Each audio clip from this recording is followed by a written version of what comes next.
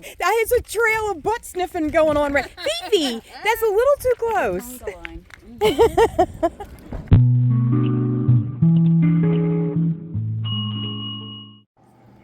All right, so for the last episode, we were at Watson Lake, and I'm going to be driving, and then it goes down here. There's Teslin, and then we're going to drive to Whitehorse. From there, we're going to go to Haines Junction, also to Kalani Lake, and then thereafter. But just so that you know, I'm using the Milepost book. This is a 2025 version. And if you're going to do this trip, or if you're going to go to Alaska, you want this book. It has a lot of information on it. Just wanted to put that out there. We're currently in a place called Whitehorse in the Yukon. So this is what I'm seeing. I just stopped for gas.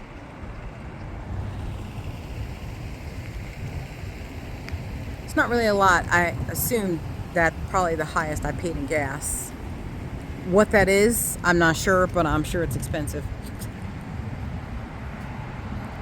So yeah, I'm gonna try to make it to, I think it's Haines, and then that's where I'll try to break camp somewhere out there or close by. I've had enough for today, definitely enough driving. So I guess I'm next to the Yukon Transportation Museum. So that's what I'm seeing over there, but we're not stopping because we don't get very far. I've noticed that people don't say things in like, oh, it'll take you, you know, so many miles to get to a place. What they say is, oh, that town is umpteen hours away. So the next town that I need to get to is about 2 hours away. So they don't go by miles because it takes you a very long time. It took me to go, I forget, 100 miles. It took me 2.5 hours. So yeah, it's like, it's crazy slow creeping. But there's the Hulk. Let's see what Fifi's up to in there. She's probably watching me through the window.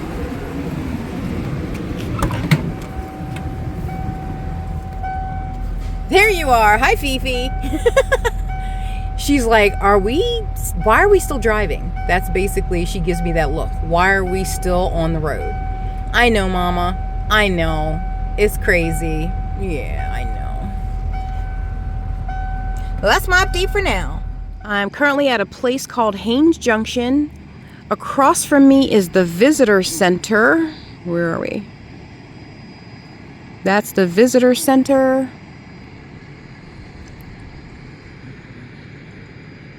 Visitor center at Haines Junction.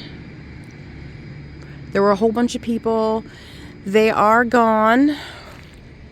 There was a nice couple next to me. They were from Kansas, so they were right over here.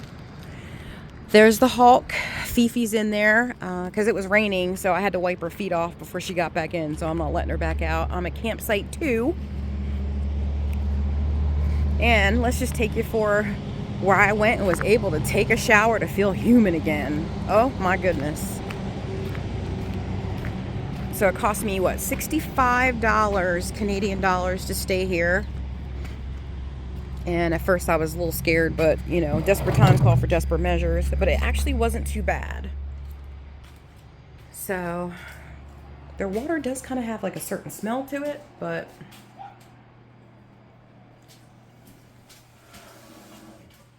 let's give it. There I am. Hi, it's crazy. So it's 1 loonie for 4 minutes. So your girl took a 12-minute shower. I had to wash my hair. And I had dirt all on my nails. So that was pretty much it. That is the bathroom. Those were the accommodations. Yeah, the toilet likes to talk to you. I don't know what it's saying. And then that's it. So it's about 10:30. I gotta push on. I'm about 3.5 hours from the next town. and which is Beaver Creek. From there, I will push on to the Alaska border so that I can cross that. And I don't think I'll make it to Tok, just because it's a pretty far ride. That's, like I said yesterday, it took me to get from Whitehorse, where I was, it took me 3 hours to get here. So yeah, it's crazy. But it'll take me it took me 2.5 hours to go 100 miles, because that's just how the roads are.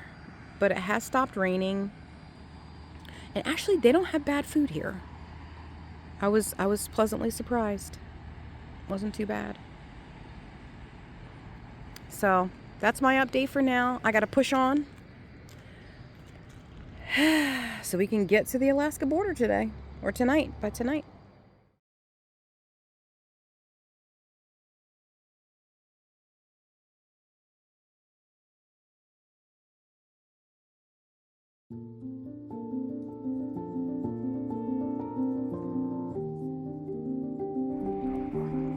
This is Silver Lake.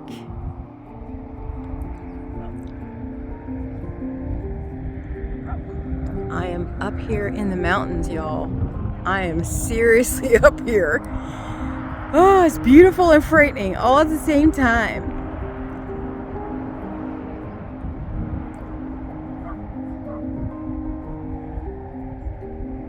Yeah, beautiful. Absolutely beautiful. Fifi's up there barking. Somebody has their dog out just walking. Or I'm hoping they didn't abandon it. It's just been walking. I don't know whose dog that is.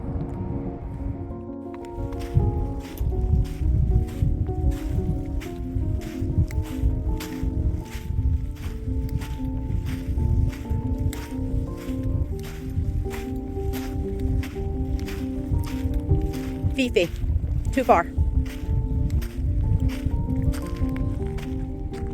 Thank you.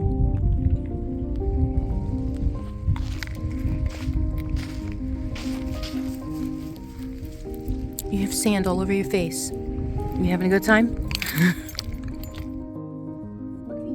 Say hi. Oh, you're so awkward. You're so awkward. Go ahead, get down. So I left Haines and I met Kim at one of the lakes that I was at. She's going to Vanstock. We are driving through the Yukon on the Alaskan highway. And this is that patch of road that's real funky. We're calling it gnarly because it is. It's just nothing but you just get rattled. That's basically what it is. Hours of being rattled. Up and down, just, they call it permafrost, so from the previous winter, and then they try to patch the potholes as best they can. So I'm able to kind of watch Kim to see,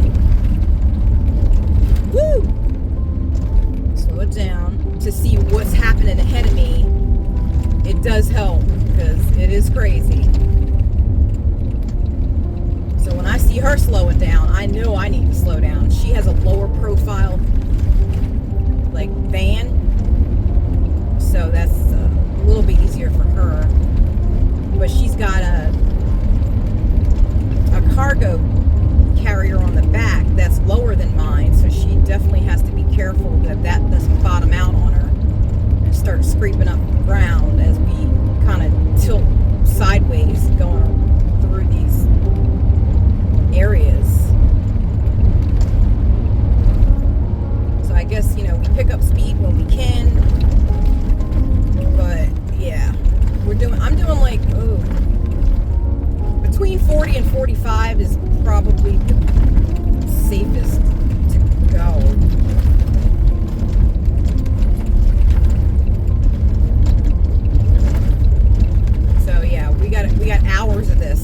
So I can't wait for the next town. So I can get out of the car, collect myself, stop being so like jumbled around. I feel like I'm inside of a soda can. So yeah, make sure you have your suspension is on point, and probably you might need a wheel alignment by the time you get done. That's how I'm gauging this experience.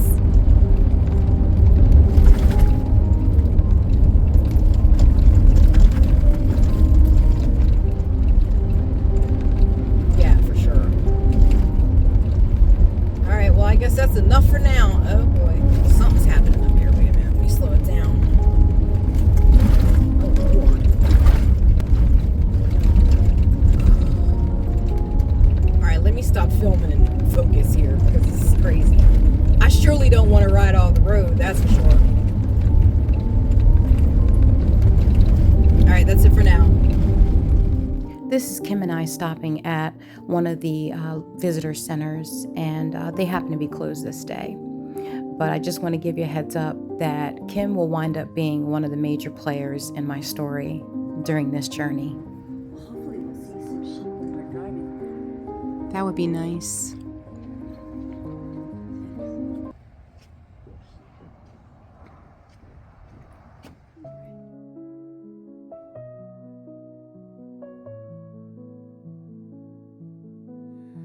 Highway stretching into the unknown. Missing home but still feeling at ease.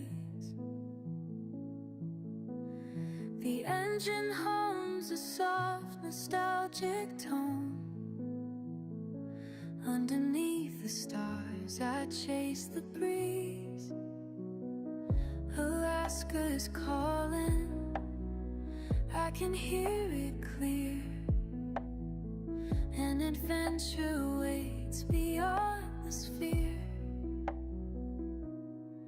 So I drive on through the night and the dawn, chasing dreams where the heart can't belong. Though I miss you, there's a fire inside. In the beauty of the wild, I will abide. Memories flicker like the lights in the sky. Each mile traveled pulls me further away. Yet the thrill of the journey makes my spirit fly. A bittersweet melody guiding my way. Love lingers softly in the rearview glare, while freedom whispers secrets sweet and rare. So I drive on through the night and the dawn, chasing dreams where the heart can't belong. Though I miss you, there's a fire inside. In the beauty of the wild, I will abide.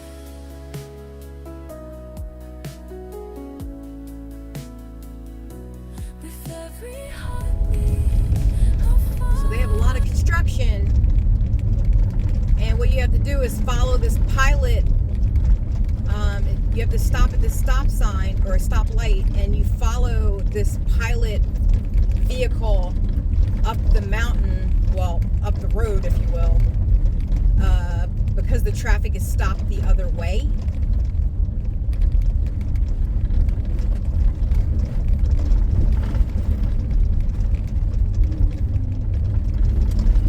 So they're wetting it down now, so this way to take some of the dust out of the road, and that's why everybody's cars get so filthy, because of the mud that winds up happening. traffic yet until we get to the next point, which is coming up. And then this guy will turn around and he'll pilot that group back down the mountain. And I guess he just does that all day, up and down, while they're working on one side. And then I guess opposite to the other side. I'm doing maybe 28 miles an hour. And this is going to be periodically now for the rest of the way. So when it says, it takes you so many hours, yeah, you're going to double that, because you can't get too far going this slow.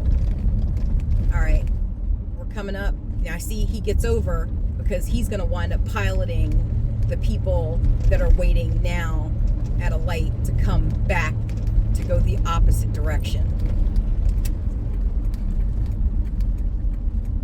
She's pulling over, so I'm gonna have to pull over with her and let her do her thing. I'm not sure what she's doing. I guess we're letting all the other trucks go.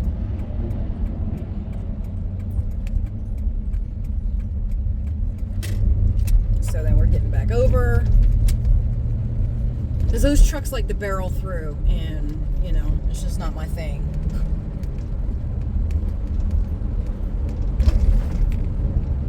So that's a segment on a lot of the construction that we'll go through.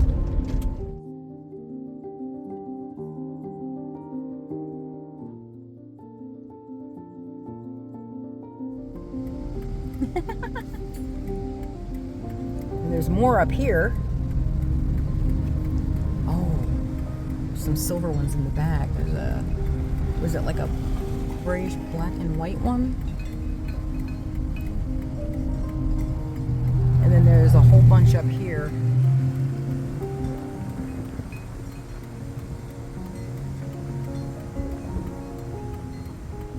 So I guess that's their little caravan.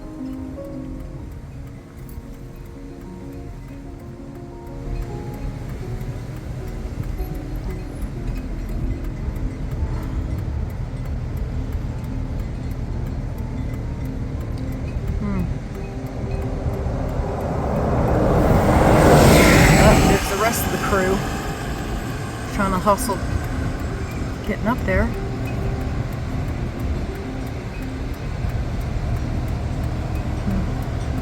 Yeah, so anytime you see somebody pulled over like this, it has to do with I don't see any babies though.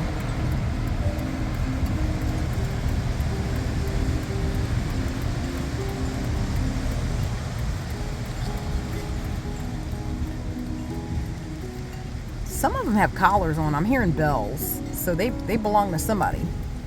I see bells. So I guess they just let them roam and eat. Or they're tagged. Maybe that's it too. Yeah, see, look. There's a...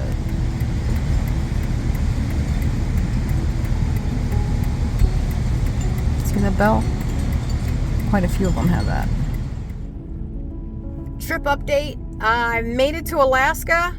Today is Tuesday. Alaskan time is, I think it's about 7:30. What's happening is there's tons of construction. This goes for 16 miles. So what's happening is you get to certain checkpoints, you have to stop. And you're normally stopped for about an average of about 10 minutes. In between the 16 miles. So it takes you a long time. You cannot be in a hurry doing this. That is for sure. Then you have a truck that, as you saw, that goes past and keeps the dust down, so he puts water. Now we're able to go. So I think there's still more checkpoints, but all right, let me keep it moving. So after getting through all that construction, making it to Alaska, I stop at this rest stop, and guess who I run into? Kim and Jones. Oh, everybody's sniffing everybody's butt. Is this a great day or what, Fifi? Yeah. Who wants to play? Your guy likes to play? Uh-huh. Okay. He likes to play. Everybody, that is a trail of butt sniffing going on right. Fifi, that's a little too close. Even your dog was like, back off. Yeah, it's the same with mine. They on the website they said retriever ? Okay. So even they don't know. Yeah. Where are you guys from? I mean, we live in Oklahoma now, but we grew up here. We're from here. Oh, okay. Pennsylvania. Okay. Pennsylvania, that's a long drive. Yes, it was. Well, safe travels. Thank you. Come on, let's go get that bud. Let's go get that bud.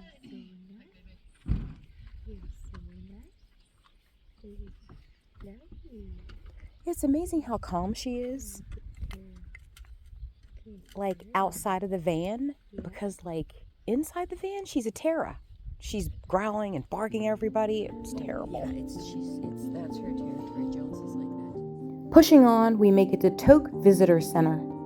And once again, I lose Kim because I'm just driving too slow. Make no mistake, this is a big boy. This picture does not do it justice. So let's learn a little bit about this guy and read that plaque.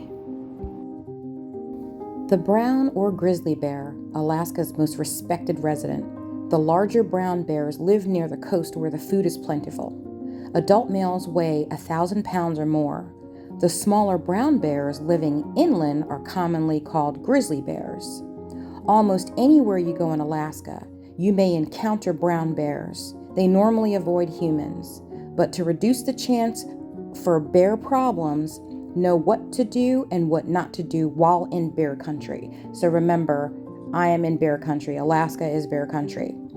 Brown bears' behavior often includes a terrifying bluff charge. They will run at you, then stop. That's their method of determining just what you are or inviting you to leave their territory. Their invitation should be taken seriously. Brown bears have earned their respect. And for that, I made sure that I got bear mace and a bear horn. Here's some quick tips on what you need and what you need to know while in bear country. The first, get yourself the milepost, because there are times when your phone won't have service at all, which I was able to pick up from Amazon, but make sure you get the current year that you're going. Next, make sure you get bear spray. But for this, make sure you're getting a can that has an actual picture of a bear on it. If not, it can be confiscated when you go through the border. For my first line of defense, I also picked up a bear horn. I figured I'd use this just in case, like I'm downwind or something and I can't spray that bear spray. For my last tip, it is highly recommended to eat at one location and camp at a totally different location. Bears can smell a stick of gum from, I think, 2 or plus miles away. And for that, make sure when you're in your vehicle or whatever you're traveling in, keep your food in containers to calm that smell down.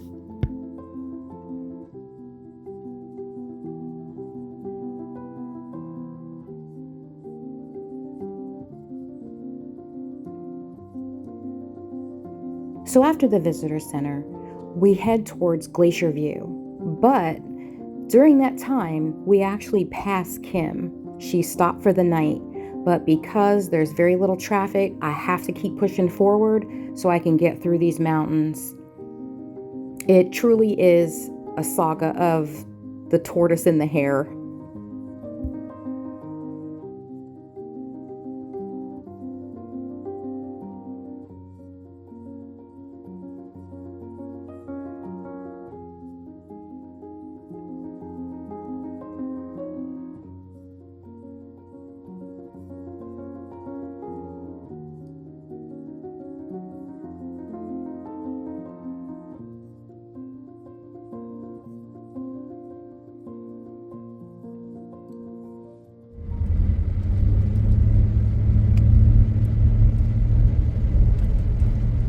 About 10:15 p.m. and it looks like I'm curving around the mountain. This is Glacier View.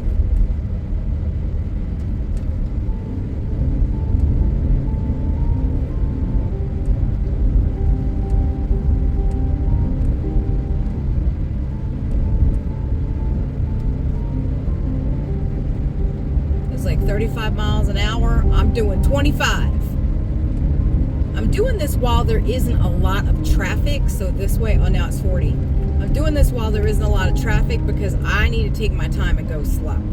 So that's real. I'm really high up here in the mountains and I don't feel very comfortable about it. But your girl is doing it, and that's that with that.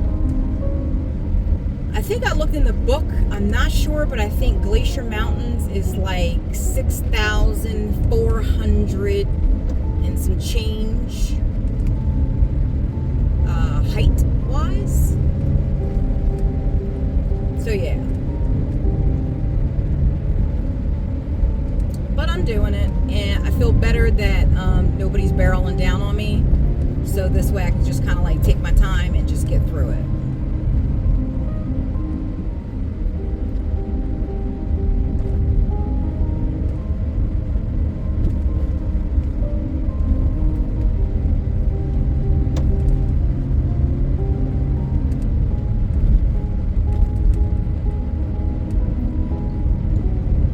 So I'm going to keep pushing on until I can get to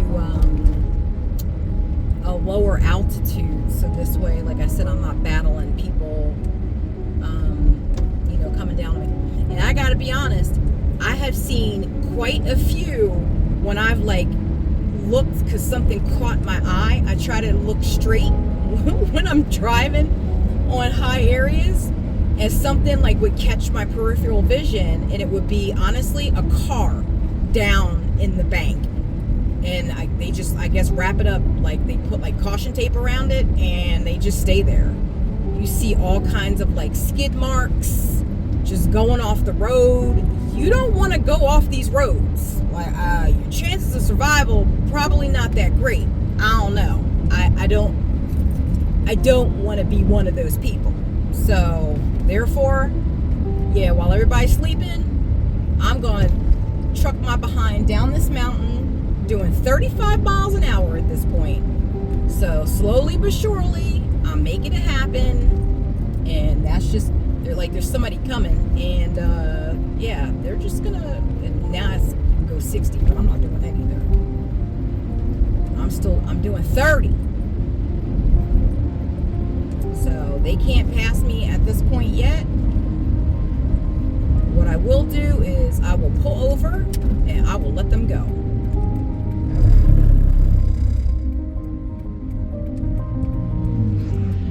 Yeah, these people fly down this thing. Not your girl. Not today. I plan on making it home, y'all. Whew. My back's all sweaty.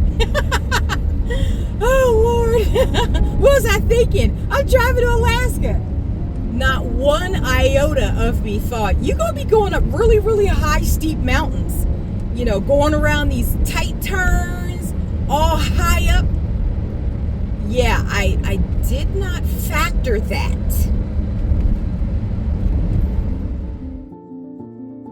Well, that's going to be it for this video. Fifi and I were absolutely pooped. Tomorrow's another day. I'll see you in the next video. And I just want to say thanks for watching.